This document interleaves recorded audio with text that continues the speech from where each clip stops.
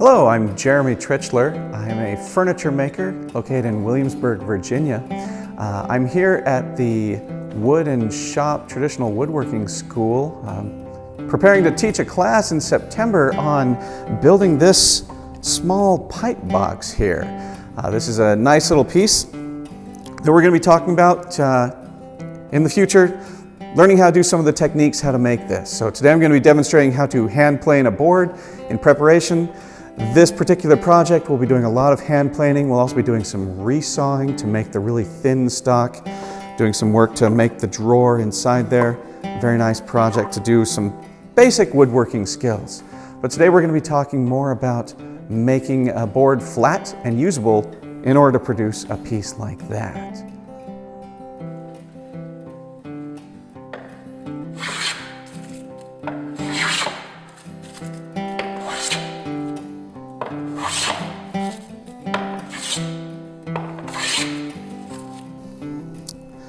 So the first thing we're going to do today, when you need to make a board usable, we're going to take this board, we're going to start to flatten it out. Now, the couple of terms I'm going to be using along the way to do that. This is the face of the board, the big flat surface of the board.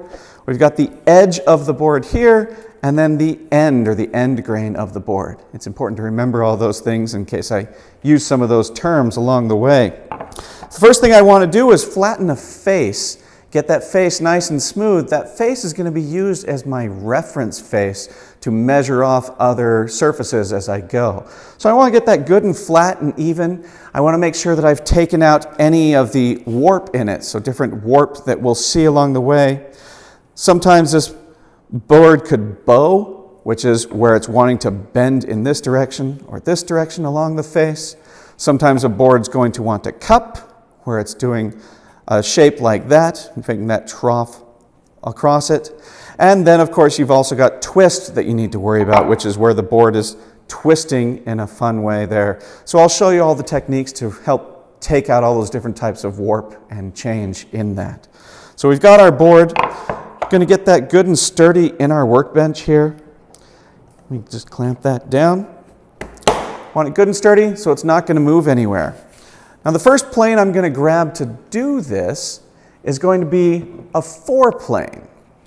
So a 4-plane is a plane that has had its blade ground with a little bit of a curve on it. In fact, we can take a closer look at that at some point, but it's going to have a curve ground onto the blade, which is going to allow me to really plow away material very quickly to get this surface mostly flat, at least in one plane. Then I'll come back in and I'll smooth out the entire surface on that. One of the things I want to be very mindful of when I'm doing this is going to be grain direction when I'm flattening the whole thing. For the 4-plane, it's not as big of a deal. We'll see that in a second. But what I really want to be looking for, I don't know if we can set that in a nice way there, but what I really want to be looking for is the grain direction on this board. As I'm planing on the board, I want to be sure that I'm going in a direction that's not going to start tearing fibers. If I think about if you're petting a cat, if you pet the fur of the cat in the right direction, it flattens all the fur down. If you go the wrong direction, all that hair stands up in kind of a gnarly way. Same thing happens here. I want to know what direction the fibers are going to lay down flat. So if I look at the end of the board, I can see that the grain fibers are running generally from that corner up to this corner. So I've got a direction that way. I want a plane in that direction on the board to keep everything flat, keep it from tearing out the fibers. So I'll put it on. I know the direction I want to go. Get that on my workbench. Clamp it down. Now when I'm using this 4-plane, I don't need to worry a lot at this point in time going straight across the board. I'm actually going to cut across the grain. It cuts really fast across the grain. You meet a lot less resistance when cutting the board that way. So I'm going to go across it like so.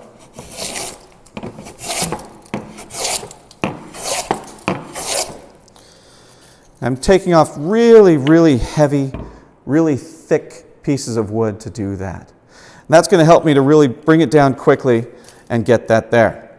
Now, before I go too much further, I also want to check and see where I need to be focusing on taking down wood. If this board already has some twist in it, I might want to focus my efforts on certain locations first. So to do that, I'm going to take a straight edge. I'm going to start by putting it down and looking for any light coming through the board. So here I can see when I'm looking down, I'm riding a little high in the middle, a little lower on the ends. There's daylight coming through under here on the ends. So I know that I need to take on a little bit more in the middle. When I come back further, I'm still riding a little bit high in the middle, a little bit of daylight on the ends. If I look at it this way, I can do the same thing, looking for where there is daylight, where it's riding high. I also go across it diagonally. When I look across it diagonally, if I see daylight in the middle, these two corners are high. If I go this direction, if these two corners were high, now I'll see daylight in the corners here if there is any twist. So this part will be higher than those parts, and these two parts will be higher than the middle if it's twisted in any way, or vice versa if it's twisted the other direction. So I'm just taking a quick peek at that.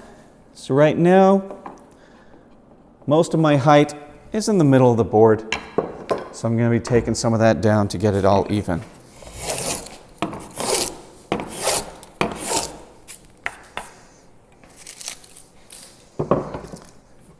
Really quick look just to make sure that we're close to the same plane. Now when you're doing this with the foreplane, one important thing to remember is this is not going to be a perfectly flat surface yet or perfectly smooth surface yet, because the foreplane does have some shape to it.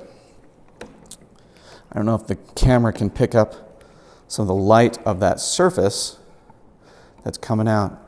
You'll be able to see there's some scalloping going on here, these little troughs, because of the way that the blade is ground on the foreplane.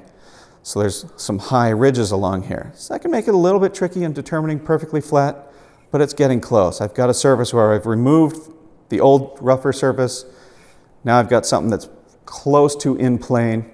We're going to start planing off these high ridges right now.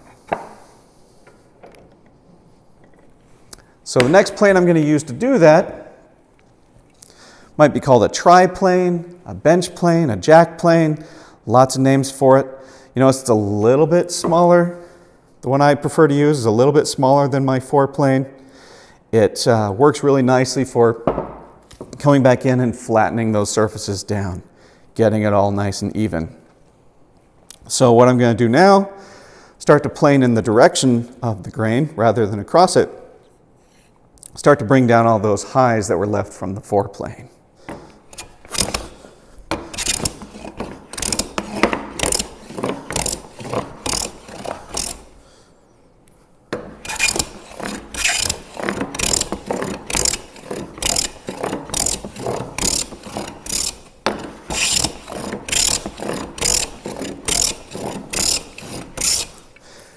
You can hear that rippling sound, hopefully, when cutting. That is just hitting those individual high spots. Eventually, it will be a nice smooth sound going all the way through the board. A little bit more like that, in fact. Still some ripples, but we should have those gone in another pass or so.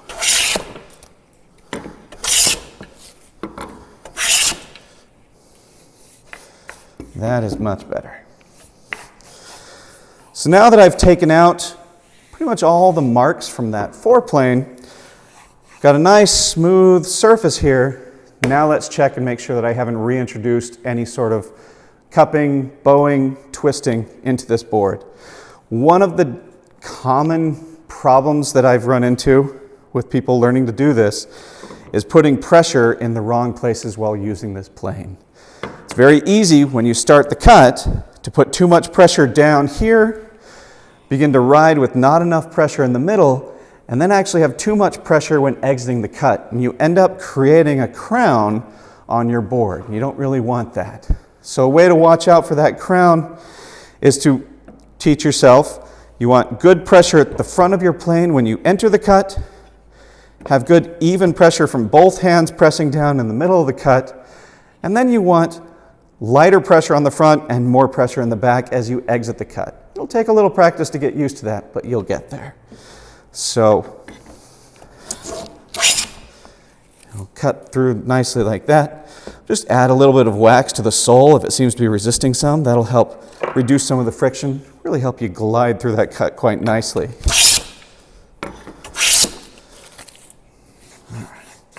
Clean some of those marks up. So now I want to check and make sure I haven't created that crowning. I also want to make sure I'm removing material evenly over the whole surface, that I'm not creating a crown in this direction either, or even possibly a trough in there. So the way I'm going to do that, I'll go back to using my straight edge. I'm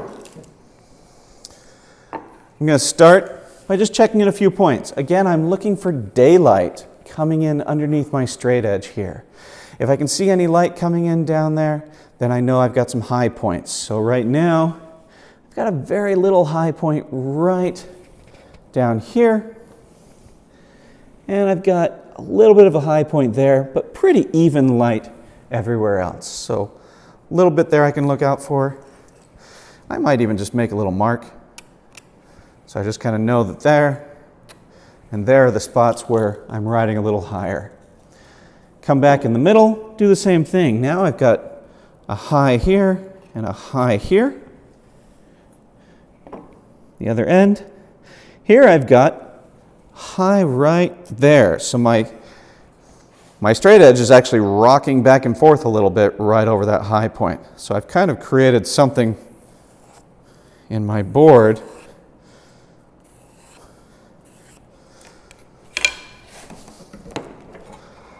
which looks kind of like that, where this is where my highs are. So I need to remove those highs very carefully and very gently to get it down to a nice level surface.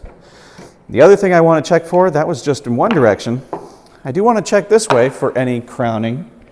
That looks pretty good, pretty good, pretty good. Now it is entirely possible for everything to look even this way and even this way, so no daylight coming through. You might think it's entirely flat that way. You can still have twist if everything looks perfect, measuring the face in these two directions. And that's because if this board is twisted, this will still look flat, even if one side's like that and one side's like this. The way I'm going to check for twist, I can do it in two ways. I can either, again, put this stick going corner to corner and look for any high points. In this case, I can feel it already. It's high in the middle. This is rocking back and forth. And then you put it going the other direction, look at the daylight, and I have a little bit of daylight coming through right here. So that tells me I have a slight twist where these two corners are lower. So the board has done something like that in the planing. Very, very subtle, but it has twisted just a little bit where these two corners are low, these two corners are slightly high. So I'm going to adjust that. Another way I can check for twist is by using what are called winding sticks. Winding sticks are these tools. You have a pair of them. These two sticks are even width and thickness. They're parallel to each other. They're nice and flat, good and reliable. You'll notice that one of those sticks has a lighter colored wood on here. That's going to help me in the process, and I'll show you how these work in just a second. It's very important that these are even size, that they are parallel edges to each other and all around so that you can use these. And what I'm going to do is actually place the one with the contrasting wood at one end. So in this case, I've got my whiter wood at one end, I've got the darker at this end. Place those on, and then I'm going to sight down them. And as I sight down, I can see if this board has twisted at all. So if it is twisted this way, like I measured earlier, where that corner is lower and this corner is lower, I'm going to be able to see that this white wood will disappear behind this board faster than this one. So I'll look down it and see that yes, this one is disappearing faster, which is what I expected to see. So we'll move those out of the way.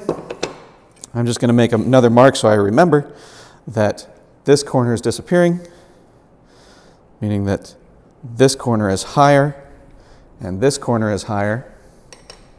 It's twisted like that. Come back in. I'm just going to carefully try to take off wood in those spots. So I'm not going to plane all the way across the board now. Just going to plane a little bit in the corner. I'm also going to take a little bit off this corner. Now I'm going to do some passes all the way across to make sure that those cuts all blend together nicely.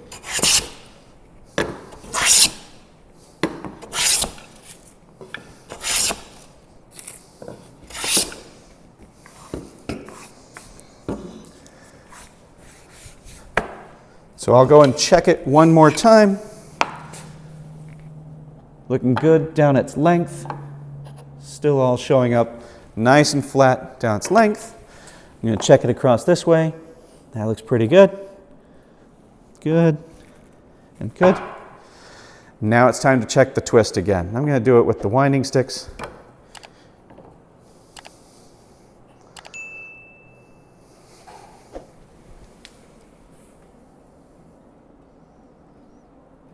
And I can see now, looking down them, that this white wood, this little piece of holly, is disappearing evenly on both ends when I look down it.